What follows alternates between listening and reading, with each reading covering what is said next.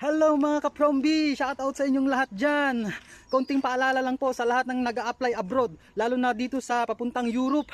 Kailangan nyo po ng tiyaga at pagtitiis at mahabang pasensya kasi matagal po talaga ang proseso ng papunta ng Europe. Kailangan nyo rin pong maghanda ng pera, lalo na yung pambayad sa pang working permit at visa. Kailangan nyong maghanda ng 60k pesos para sa pag-a-apply sa Europe kasi malaking halaga po talaga ang gagastusin nyo pag nag-a-apply kayo ng Europe.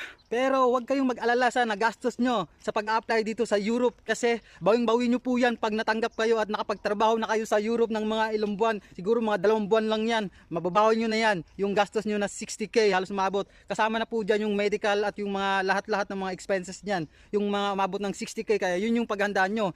Pero wag nyo po munang isipin yan. Ang isipin nyo po muna ay matanggap dyan sa pag-apply at lalo na sa interview para continue kayo sa pag-process ng pag-apply Europe. Kaya